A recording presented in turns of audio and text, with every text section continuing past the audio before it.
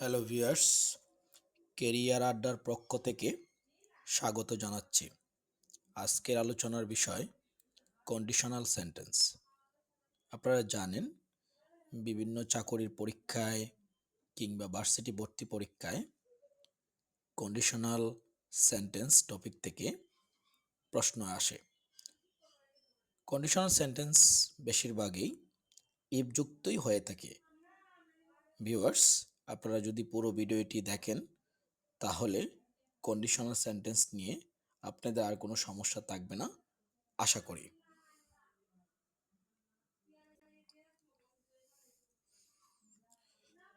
Conditional sentence মূলত চার প্রকার, যথা number 1 zero conditional, first conditional, second conditional, third conditional. আমরা এখন জিরো কন্ডিশনাল নিয়ে আলোচনা করব।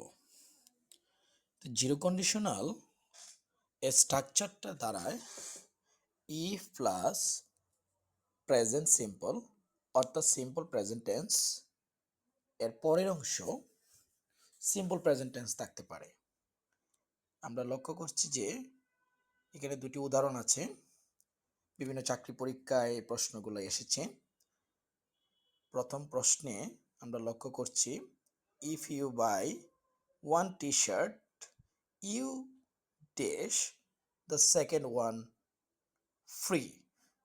সো চারটা অপশন থেকে এখানে যদি আমরা দেখি, প্রথম অংশটি ভাই আছে, এখানে ভার্বটি আমাদের ভাই আছে, ভি1 ভার্বটি আছে, সেক্ষেত্রে পরের ভার্বটিও বি1ই হবে, অর্থাৎ গেট হবে। 2 নম্বর উদাহরণ আমরা দেখতে পাচ্ছি if he has time he dash us next Friday. আগের উদাহরণটির মতোই এখানে উত্তর ভিজিটস হবে। তো বন্ধুরা, এখানে দেখতে পাচ্ছি ইউ এর কারণে get are third person singular number he এর কারণে ভিজিটস হয়েছে। তো জিরো কন্ডিশনাল প্রথম অংশটি ইফ যুক্ত, ক্লজটি প্রেজেন্ট সিম্পল টেন্স থাকার কারণে পরের অংশটিও সিম্পল প্রেজেন্ট টেন্স হয়েছে। ভিউয়ার্স, এখন আমরা ফার্স্ট কন্ডিশনাল সেন্টেন্স নিয়ে আলোচনা করব। ফার্স্ট কন্ডিশনালের স্ট্রাকচারটি আমরা দেখতে পাচ্ছি ইফ প্লাস প্রেজেন্ট ইনডিফিনিট, পরের অংশটি ফিউচার ইনডিফিনিট টেন্স হবে।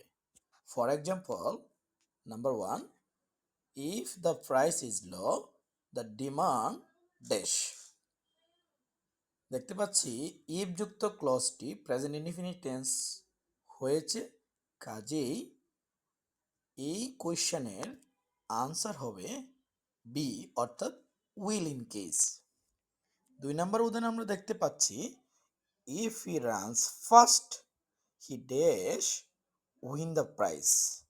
ভিউয়ার্স, এখানে ফিউচার ইনডিফিনিট টেন্স এর ভার্ব লক্ষ্য করছি যে উইল এবং ক্যান দুটি অপশন আছে, এখানে কোনটা হবে?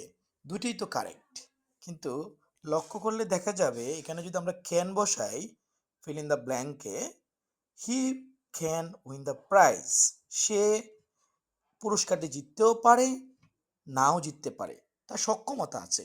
বাট ইফযুক্ত ক্লজে বলা হচ্ছে ইফ হি রানস ফাস্ট, সে যদি দ্রুত দৌড়ায় তাহলে সে অবশ্যই প্রাইজটা জিতবে, তাহলে সেই অর্থে এখানে উইল বসবে।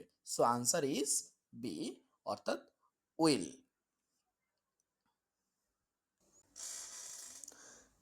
এখন আলোচনা করব সেকেন্ড কন্ডিশনাল। সেকেন্ড কন্ডিশনালের স্ট্রাকচারটি দেখতে পাচ্ছি ইফ যুক্ত ক্লজটি ফার্স্ট সিম্পল, অর্থাৎ পাস্ট ফর্ম হলে পরের অংশটি ফার্স্ট কন্ডিশনাল হবে।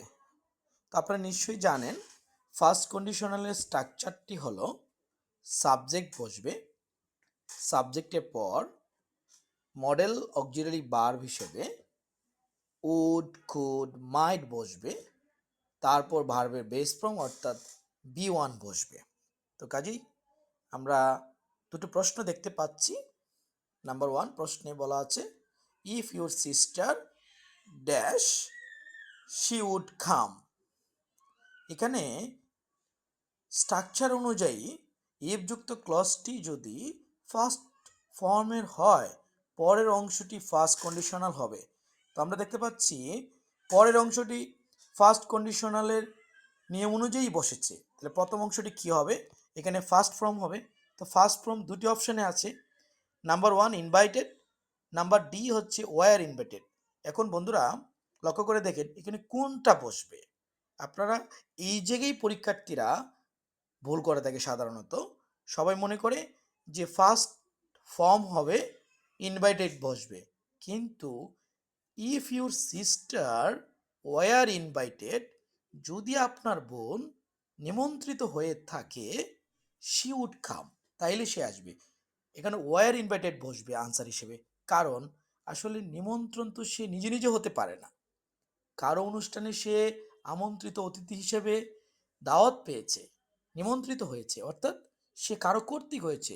এখানে সেন্সটা হচ্ছে প্যাসিভ সেন্স হিসেবে, এখানে আমরা ওয়ার ইনভাইটেড হিসেবেই আনসারটা নিব।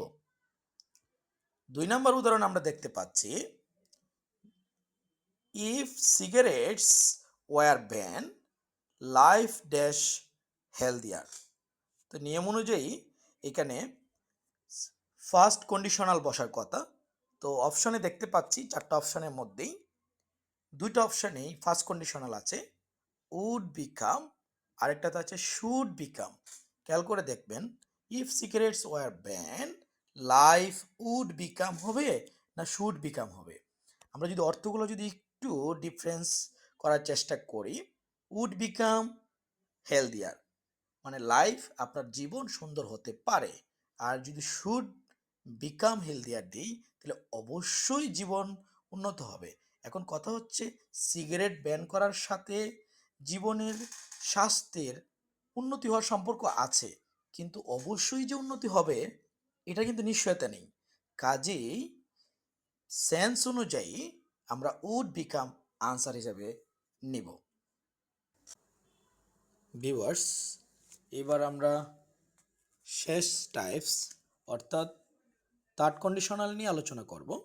থার্ড কন্ডিশনালের স্ট্রাকচারটি দেখতে পাচ্ছি, ইফ যুক্ত ক্লজটি যদি ফার্স্ট পারফেক্ট টেন্স হয়, পরের অংশটি পারফেক্ট কন্ডিশনাল হবে।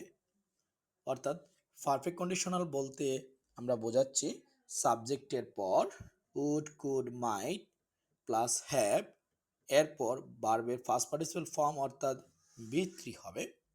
এক্ষেত্রে আমরা দুটো প্রশ্ন দেখতে পাচ্ছি। প্রথম প্রশ্নে দেখতে পাচ্ছি, he dash arrested if he had tried to leave the country.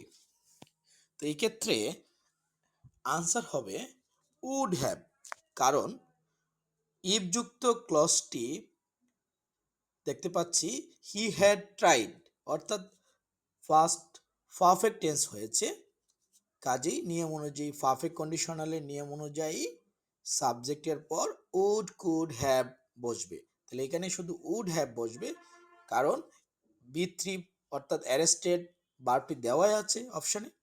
সেক্ষেত্রে আমরা আনসার এ অর্থাৎ উড হ্যাভ নিচ্ছি।